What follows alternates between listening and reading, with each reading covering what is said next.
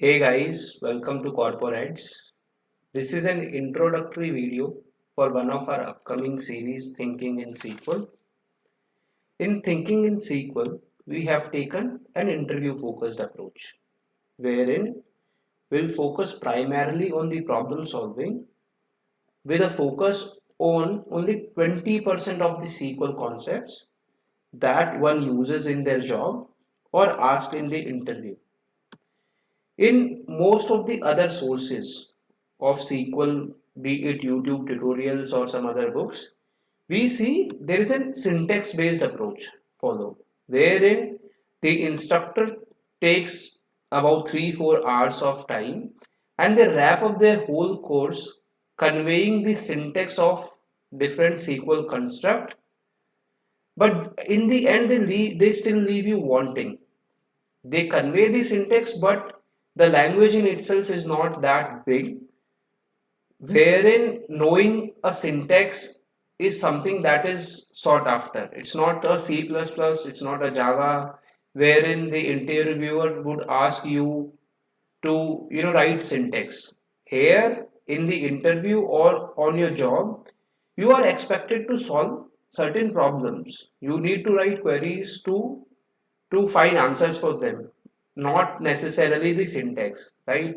So that needs a bridge between the theoretical knowledge that you attain from different sources and the professional utility of those concepts to be able to effectively work in your day-to-day life, as well as when it comes to interviews, to approach those interviews with a right confidence.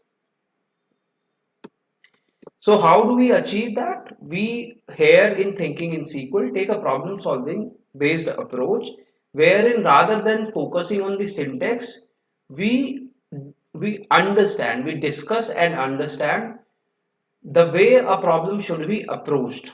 When you develop that thought process that the language needs because of its limitations, the answers will start coming naturally to you. They'll become intuitive once you understand the thought process required, right? And as we have mentioned before, we'll focus only on the 20% of the concepts. If you have heard of Pareto's principle, it states that only 20% of the things yields 80% of the result, and this is applicable at most of the places.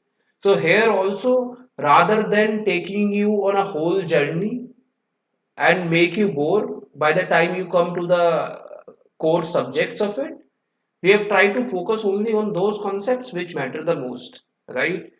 And throughout the course of this series we'll primarily focus on understanding the concept. And so in one set of video we'll first discuss the concepts, and then we'll also take certain questions to do a certain level of practice which is good enough to give you a certain level of confidence.